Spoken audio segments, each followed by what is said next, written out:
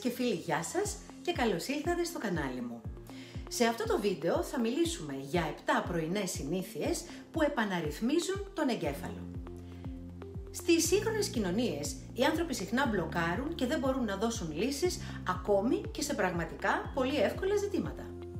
Νιώθουν υπερβολική, συναισθηματική, εγκεφαλική ή σωματική κόπωση και πολύ συχνά προτιμούν να αποσυρθούν.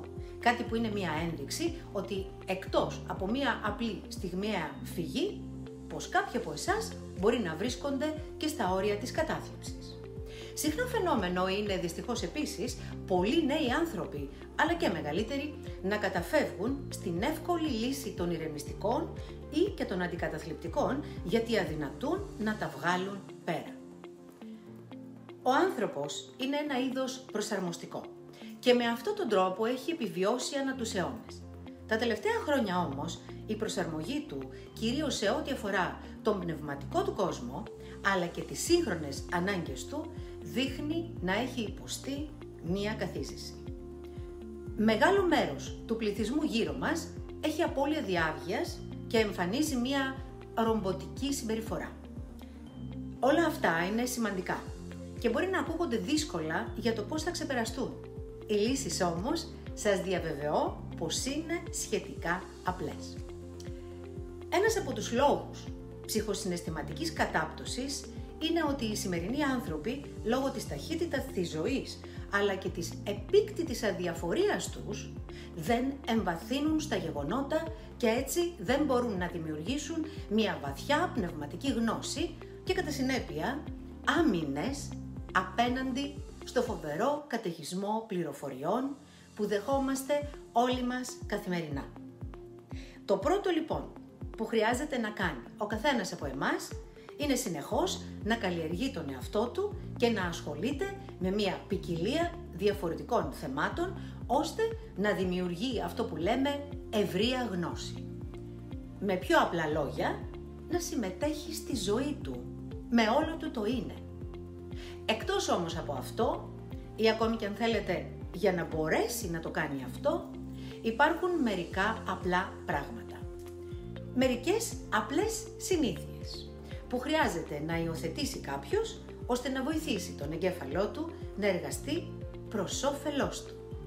Πάμε να δούμε ποιες είναι αυτές οι συνήθειες.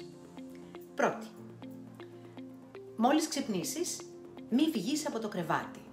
Τέντωσε το σώμα σου, τα χέρια σου και τα πόδια σου για 1 με 2 λεπτά. Στη συνέχεια, μη σηκωθείς ακαριέα.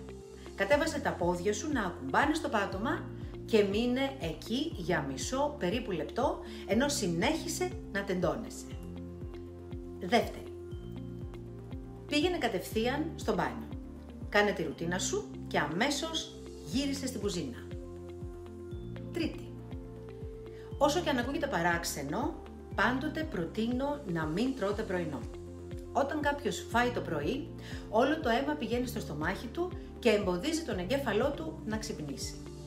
Ο λόγος που αισθάνονται πολλοί άνθρωποι ικανοποίηση μετά τη λήψη του πρωινού γεύματος είναι ψυχολογικός και όχι βιολογικός. Προτείνω να φτιάξετε ένα τσάι ή κάποιο ρόφημα βοτάνων της αρεσκίας σας. Κάποιοι άλλοι που συνηθίζετε τέτοιες πρακτικές, μπορείτε να πιείτε λίγο λεμόνι με σόδα ή μιλόξιδο με νερό. Όμως, τέτοια ροφήματα δεν μπορεί να συνεχίζονται για περισσότερες από 10 με 15 ημέρες. Τέταρτη, όσο περιμένετε το ρόφημά σας να έρθει σε θερμοκρασία που να μπορείτε να το απολαύσετε, στρώστε το κρεβάτι σας και τακτοποιήστε την κρεβατοκάμαρά σας. Διαλέξτε τα ρούχα που θα φορέσετε. Αν και πολλοί άνθρωποι, για να κερδίσουν χρόνο, κάνουν αυτή τη διαδικασία από το βράδυ, εγώ σας προτείνω ανεπιφύλακτα να την κάνετε το πρωί. Να διαλέγετε τα ρούχα σας σύμφωνα με τη διάθεσή σας και όχι κατόπιν ενός ψυχαναγκαστικού προγραμματισμού. Πέμπτη, πιείτε τώρα το ρόφημά σας και μην αγγίξετε καθόλου το κινητό σας ή κάποια άλλη συσκευή. Η μέρα είναι μπροστά σας, είναι μεγάλη και θα έχετε την ευκαιρία να ασχοληθείτε με τα αγαπημένα σας social, να δείτε τα mail σας ή να διαβάσετε τις ειδήσεις. αν και αυτό το τελευταίο περιλαμβάνεται στις τοξικές συνήθειες και καλό είναι να μην παρακολουθείτε ειδήσεις. Εξάλλου σπανίως είναι αληθινές. Έκτη συνήθεια. Όσο απολαμβάνετε το ρόφημά σας, μπορείτε να κοιτάτε τη θέα από το παράθυρό σας ή ακόμη και το ταβάνι. Αν όμως δεν είστε τέτοιος τύπος και έχετε την ανάγκη οπωσδήποτε να απασχολείστε με κάτι, τότε σας προτείνω με ένα μολύβι και ένα χαρτί να σχεδιάσετε τι έχετε να κάνετε μέσα στη μέρα σας και πώς θα θέλατε να κατανέμετε το χρόνο σας. Μην το κάνετε αυτό σε κάποιο ηλεκτρονικό μέσο. Αφήστε ξεκούραστο και ανεπηρέαστο το οπτικό και νευρικό σας σύστημα για την πρώτη ώρα μετά το ξύπνημά σας. Έβδομη και τελευταία συνήθεια. Καθώς βγαίνετε από το σπίτι σας και κατευθύνεστε προς την εργασία σας ή οπουδήποτε αλλού, για τουλάχιστον μισή ώρα ακόμη ακούστε μουσική της αρεσκίας σας ή αν είναι δυνατόν διαβάστε ένα βιβλίο που είχατε αφήσει στη μέση από την προηγούμενη ημέρα. Είναι πραγματικά πολύ σημαντικό για την πρώτη ώρα μετά το πρωινό σας ξύπνημα να δώσετε το χρόνο που χρειάζεται ο εγκέφαλός σας να σεταριστεί στο δικό του μήκος κύματος λειτουργίας και να επανέλθει στα κύματα της ξυπνητής δραστηριότητάς του που είναι τα κύματα Β, δίχως την παραμικρή πίεση ή περισπασμό. Όταν το κεντρικό νευρικό σύστημα έχει πάρει το χρόνο του για να εκκινήσει και πάλι τις μηχανές του, ακόμη και αν κατά τη διάρκεια της ημέρας συμβούν δύσκολα και απαιτητικά πράγματα, εκείνο μπορεί να ανταπεξέλθει δίνοντας τις σωστές λύσεις χωρίς να νιώθει εμπλοκή και έτσι δεν σας δημιουργεί αίσθημα κόπωσης, απόσυρσης και αδυναμίας να βρείτε κάποιες λύσεις στα ζητήματά σας. Κάποιοι από εσάς ίσως σκέφτεστε ότι αυτό είναι πολύ εύκολο για τους ανθρώπους που ζουν μόνοι τους. Αλήθεια είναι αυτό. Οι άνθρωποι που ζουν με παρέα, με τον σύντροφό τους, είτε με την οικογένειά τους, δεν μπορεί να συμπεριφερθούν ακριβώς όπως θα διάλεγαν.